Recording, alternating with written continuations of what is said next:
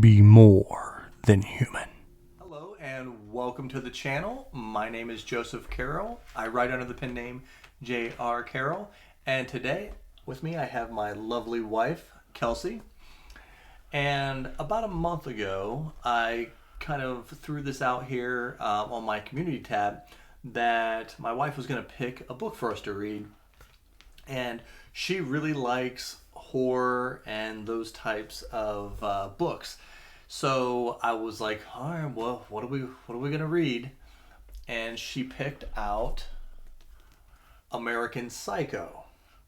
Now we both love the movie, so I thought, great, that I don't know why I haven't read this book before. It's it was a very popular book. It was made into a great movie. Christian Bale, the whole deal. So, what did you think when you started first reading the book? You really get an insight on how egotistical he truly is, because he's very vain and he notices every brand of clothing that everybody he comes in contact with. That is the main theme for the first few chapters. It goes throughout the whole book, but the first few chapters are very clothing accessory based. So you kind of got to get through that.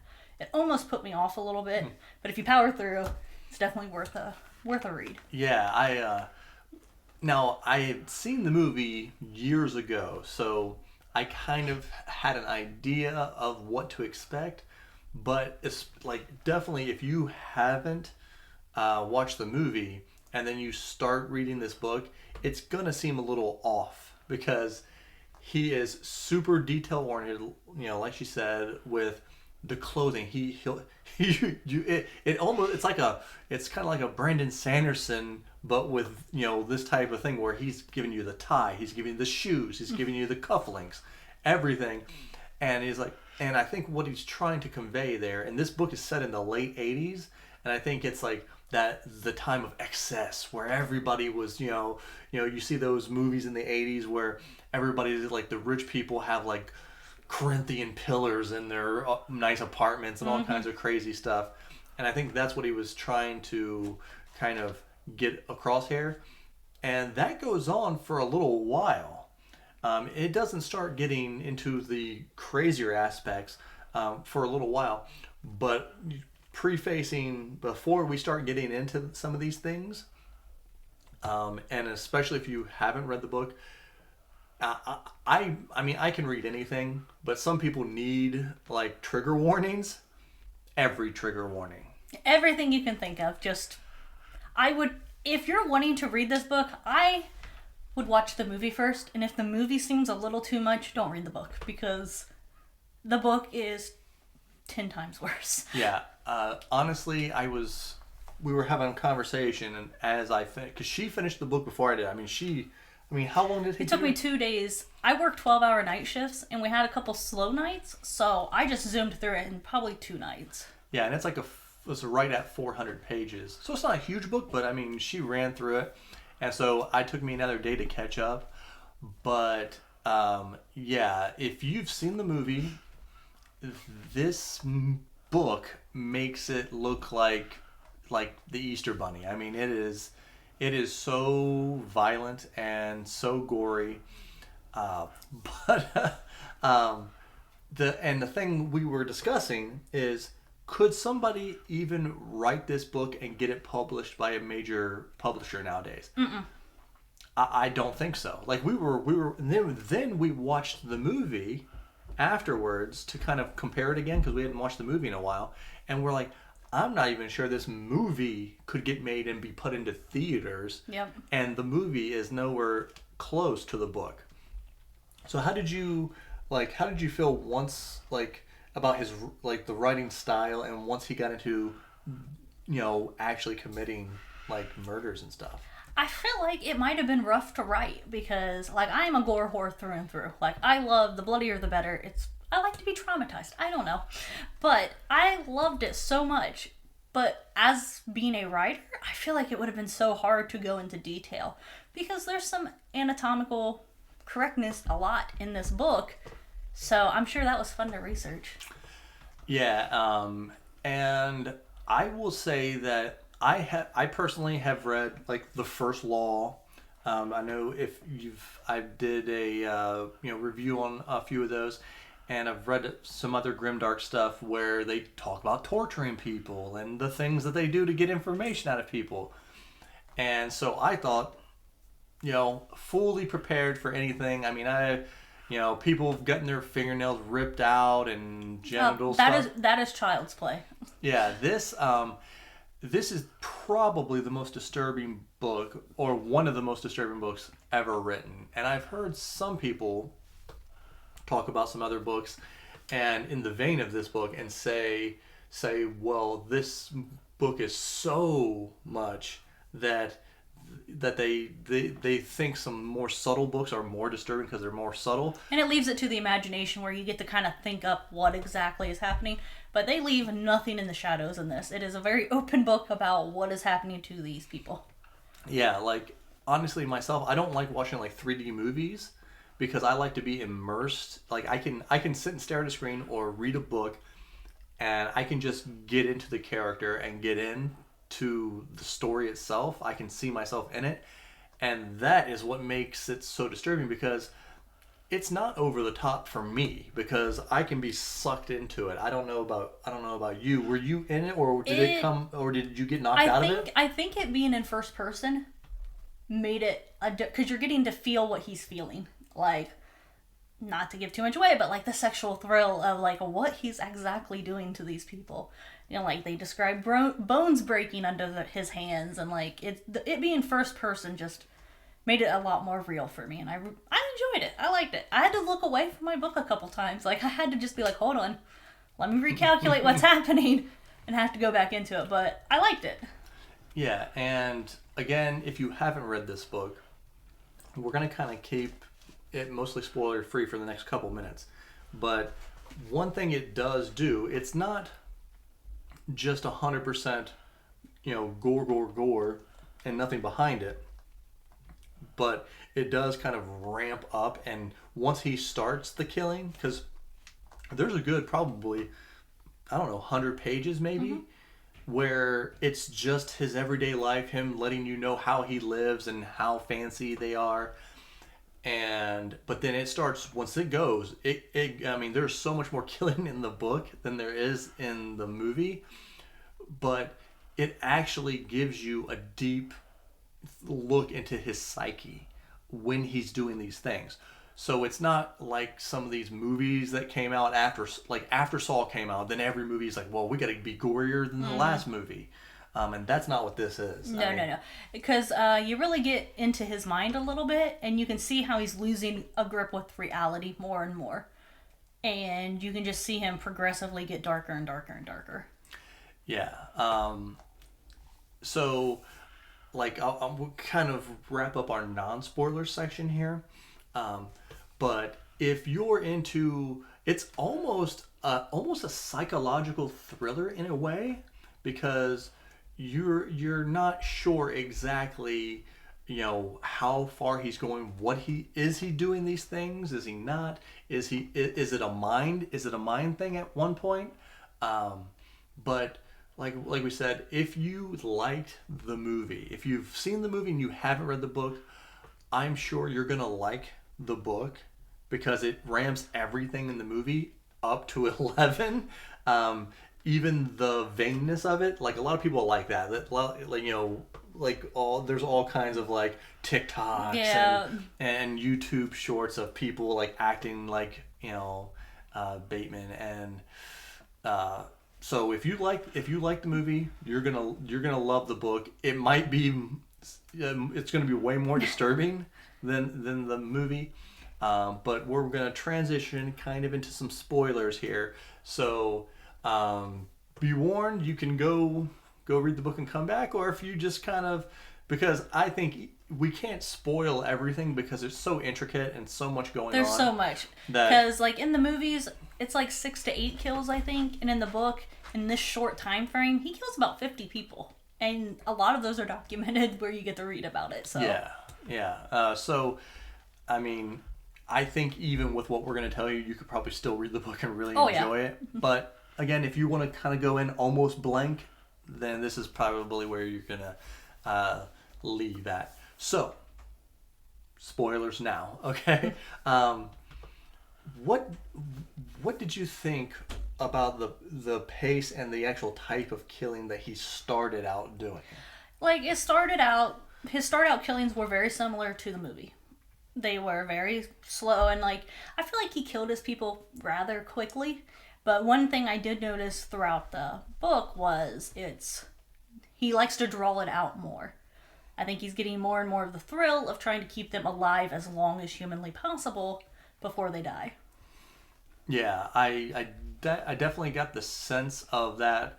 And at the beginning of the book, I think the whole movie is pretty much that first 200 pages of the book. The feel and the way he kills people, that's very similar. But after about 200 pages, he starts to kind of get darker, and he needs to, it's, if you're familiar with Dexter, it's almost like how Dexter needs, like, at the beginning of Dexter, he's like, I need to feed my dark passenger. Well, it's kind of the same way with him, but he derives even more pleasure, and he needs to up the ante to continue with that pleasure that he's getting from And it. in the book, it's a lot more sexual based. It is sexual gratification at that point. Like, basically, to get off, he needs more and more violence to get off. And it's shown in that. Like, it's almost all the kills are sexual based. Yeah, I mean, now, it does show in one of the major, like, scenes and major two separate scenes that are in the movie that everybody remembers are pulled right from the book, the prostitute scene. Mm-hmm. And one thing that's in this book that it's not so, and they changed this a lot in the movie, and I think it's because they didn't want it to seem like they're only in one place, but in the book they are almost exclusively at a club or a restaurant in almost every scene he describes. It is kind of crazy, and I think it was for the vainness of, we can get into so-and-so restaurant. Yep. We can get into so-and-so's club. But in the book still, Dorsia is like that high-end restaurant, and he really obsesses over this in the movie, but in the book he's all about it. That's all he wants. Yeah, and the whole thing with I need to return some videotapes, that is I think he only says it once or twice in the movie. He uses that excuse for like 70%, 80% of the time that he needs to like leave a group or something. It's always, I'm returning videotapes. Yep, and I think it's just because like he thinks that is like the ideal of normal behavior, so it's his go-to. He's just like, I have to return some videotapes. It's a good lie. It's could be possible. Yeah, and it's and I forget. I mean, it's called American Psycho, but I'm not sure if it's more a psychopath or a sociopath that he plays. I forget the strict definitions. I always thought sociopath was you don't have the feeling behind it, and a psychopath is you're getting pleasure or something from it. Yeah, because throughout this whole book, he is first person and he's monologuing like how he feels about everything.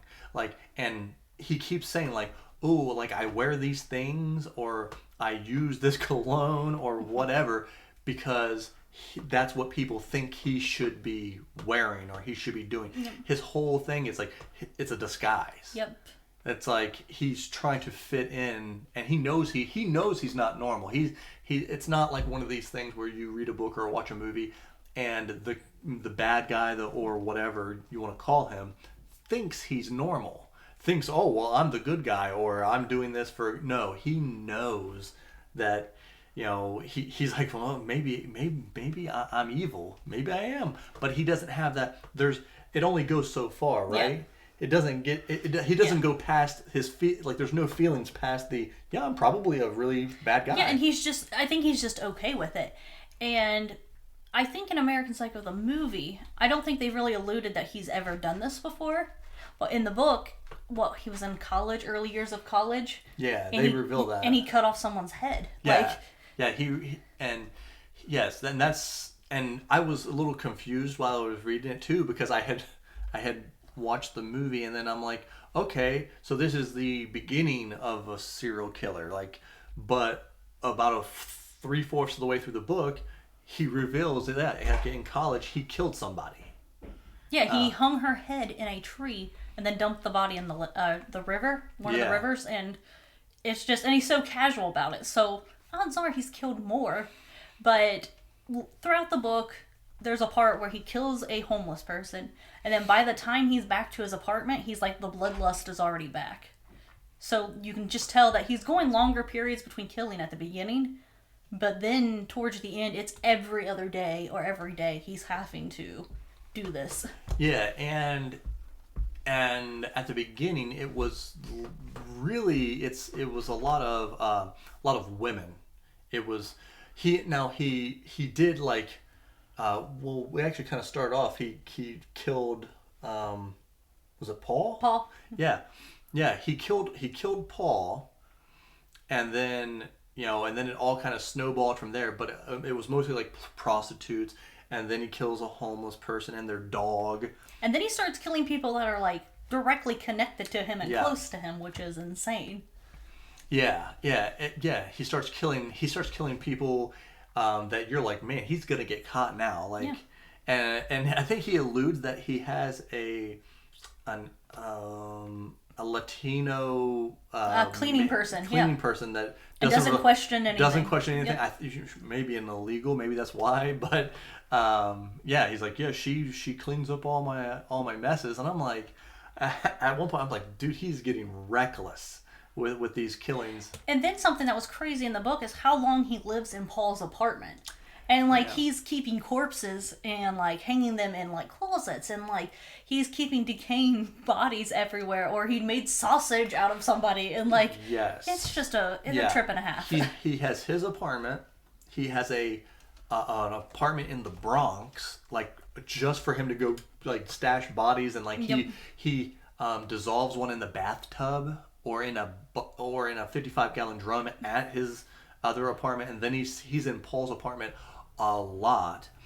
Yeah, and then like my wife said, he starts upping the ante on what he has to do to get more excitement and pleasure from these killings, and he starts like cutting people's heads off and just keeping them out, and he talks about the smell, but he's not really that grossed out by the smell. It's just like a secondary smell to him. And he gets into cannibalism a lot faster and more. Like in the movie, it was kind of like, oh, okay, I ate a couple bites, maybe. He said he ate someone's spleen or took a bite of spleen. Yeah, he was talking about, but like in the book, he gets to the point where he's eating their brains. He's trying to make sausage out of. He has no idea how to do it. So he's like putting bones and stuff and trying to make sausages out of it. And when he's like monologuing it for you, it's almost like he's processing an animal. Like he just sees these people as meat and animal at one point. Yeah, and then he goes, and the only time he's ever said he was at a zoo towards the end of the book, and he stabs a kid. Yeah. He's what, 3 or 5 or something? Yeah, he was a little kid. Yeah. And then he pretends to be a doctor so that he can guarantee the kid dies. And it's just... But it's weird. That's the only time he ever feels remorse, I think, is when... Because he says the child hasn't done anything to deserve this. Yeah, he was... Yeah, and I think... And then after that, that's when you get to that scene at the end of the movie where he ends up, like, getting in the shootout and running to the wrong building and killing the janitor and the guard at the wrong building, then going to his new building, and that's where the movie ends. I think. He cries and calls his lawyer. He calls his lawyer, and then he has the dinner, and then sees his lawyer and whatever, and the lawyer's like, "Oh, you're hilarious," but here we go a little bit further than that. And it really dives into his psyche after that happens about, did any of this really happen? Yeah. Because they really go more into the whole, because I think in the movie, he said the lawyer's like, oh, I had dinner with Paul in London, because he made it look like Paul went to London or whatever, and they dive more into that, and he starts thinking to himself, he's like, is any of this real? What did I? So it kind of leaves you wondering, like, how many people did he kill? Yeah. But it gets to the point where he's like, I basically got off scot-free. Like, he's like, there's no repercussions. Yep. And I've got, whatever I did do, I think he disassociates a little bit. That's why he's not 100% sure what happened. But he basically said, whatever I did do, I got away with it. Yeah, and that's the thing, like, a lot of the stuff that you hear in the way he kills people and the gross stuff that he does, in some aspects, if we're just telling you this, you might think, well, that's really over the top, and the way it reads is not like that. It makes you like very level about it. It's not this maniacal, like, I'm the evil guy. It's so like monotone of what he's doing. That makes it so much more, impactful and so much more disturbing.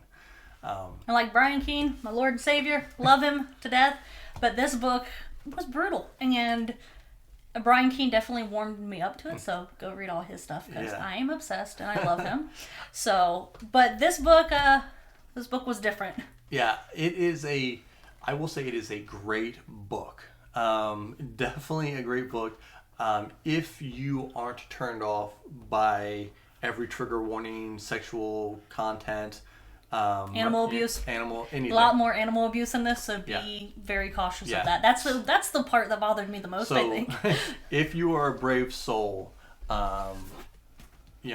American Psycho is definitely a book that you have to read. It's a cult classic, and we also have a second copy that they actually sent us on accident, so we will be giving one of these away. All you got to do is like, comment on the video, and we'll just pick at random, and we'll send this to you free of charge. We're going to try to make this a monthly thing. So do you want to tell them what we're going to read next month? All right. Super excited for this one. I've never read it before. So we're going to do Pet Sematary. And at least we have two movies. We have the old movie and the new movie. We'll watch both because I enjoyed both. So I'm super excited to read Pet Sematary. It looks good. I've skimmed through it a little bit because, I know how it ends. So I'm super excited to get into that. Yeah. So if you like American Psycho or that type of stuff, and Pet Sematary, Stephen King, I assume that this is going to be the type of books that we're going to read. My wife likes these type of books, and I'm really getting into them. I've done Through the Dark Tower and about 4 of his earlier works, Carrie and whatnot.